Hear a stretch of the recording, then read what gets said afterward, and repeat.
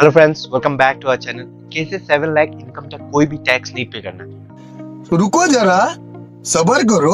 तो चलिए इस वीडियो में हम लोग देखते हैं और समझते हैं कि कैसे 7 लाख इनकम तक कोई भी टैक्स नहीं पे करना है as per the new tax regime जो इंट्रोड्यूस गया है बजट 2023 में। अगर आपका इनकम 7 लाख तक है तो आपको कोई भी टैक्स नहीं पे करना है, पर इसमें एक ट्विस्ट है।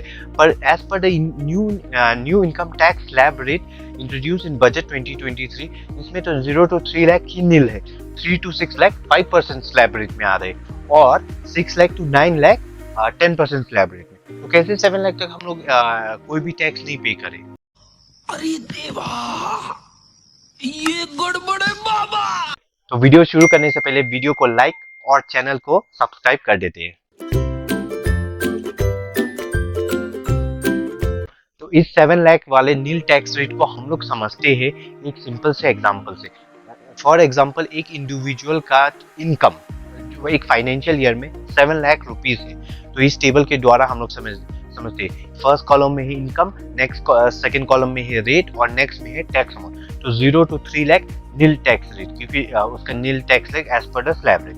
तो 3 lakh to 6 lakh 5% slab rate, तो इसका टैक्स अमाउंट कितना बढ़ेगा, वो जो स्लैब रेट नहीं गिरेंगे उतना ही, मतलब 3 लाख to 6 लाख, उसमें का 3 lakh to 6 lakh 3 lakh rupees balance बचता है। तो 3 लाख इंटू 5%, तो उसका टैक्स अमाउंट होगा 15,000 रुपीज। नेक्स्ट है 6 लाख to 9 लाख, पर हम लोग का यहाँ पे इनकम कितना है 7 लाख, तो यहाँ पे हम लोग कैलकुलेट करेंगे 6 लाख to 7 लाख, तो उसमें का डिफरेंस कितना है 1 लाख। तो 1 लाख इंटू 10% कितना होगा टैक्स अमाउंट 10,000 रुपीज, तो उसका टोटल लेके कितना 25,000 रुपीज हो चुका है।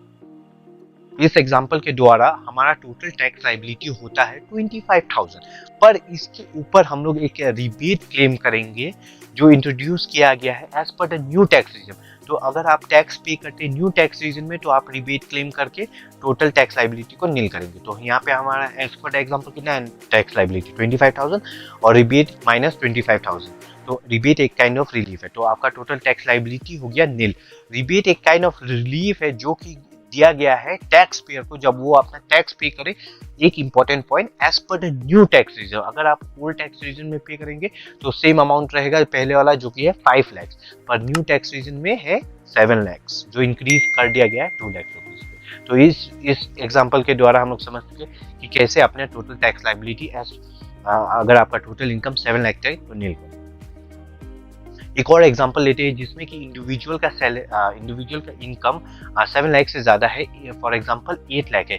तो चलिए इसे देखते हैं सेम वाले चार्ट से, जिसमें फर्स्ट कॉलम में है ये इनकम, सेकंड कॉलम में है रेट और लास्ट कॉलम में है tax amount.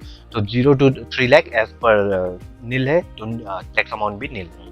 3 lakh to 6 lakh 5% slab rate में है, तो उसका कैलकुलेशन रहेगा 3 लाख to 6 लाख, उसका डिफरेंस है 3 लाख इंटू 5% जो कि है 15,000 रुपीज, और 6 लाख to 9 लाख का स्लैब रेट में गिल रहे हम लोग 10%, पर यहाँ पे इंडिविजुअल का इनकम कितना है 8 लाख रुपीज, तो हम लोग कैलकुलेट करेंगे 6 लाख to 8 लाख, तो इसका डिफरेंस हुआ 2 लाख रुपीज, तो 2 लाख इंटू 10% जो कि है 20,000, तो टोटल टैक्स लायबिलिटी कितना हो गया 35,000। तो इसमें इंडिविजुअल को 35,000 एज अ टैक्स लायबिलिटी पे करना पड़ेगा। आपका टोटल टैक्स लायबिलिटी इस सेकंड वाले एग्जांपल से हुआ 35,000 रुपीज, तो इस पे आप रिबेट नहीं क्लेम कर पाएंगे क्योंकि आपका टोटल इनकम जो कि है 7 लाख से ऊपर 8 लाख रुपीज, तो रिबेट खाली 7 लाख और इससे बिलो वाले इनकम के लिए मतलब ये रिलीफ है। अगर आपका इनकम मतलब 10 रुपीज भी 7 लाख से भी ज्यादा है, 7 लाख एंड 10 रुपीज है, तब भी आपको रिबेट नहीं मिलेगा। तो आपको 7 लाख या इससे बिलो के इनकम के लिए ही ये रिबेट इंट्रोड्यूस किया गया है। तो इस केस में आपका टोटल टैक्स लायबिलिटी 35,000 जो कि पे करना पड़ेगा एज पर इनकम टैक्स। आज के वीडियो में बस इतना ही। आशा करता हूँ कि आपको वीडियो बहुत पसंद आया तो कृपया लाइक कर दीजिए और चैनल पे नए हैं तो सब्सक्राइब कर दीजिए। मिलते हैं अब जल्द अगले वीडियो में, तब तक के लिए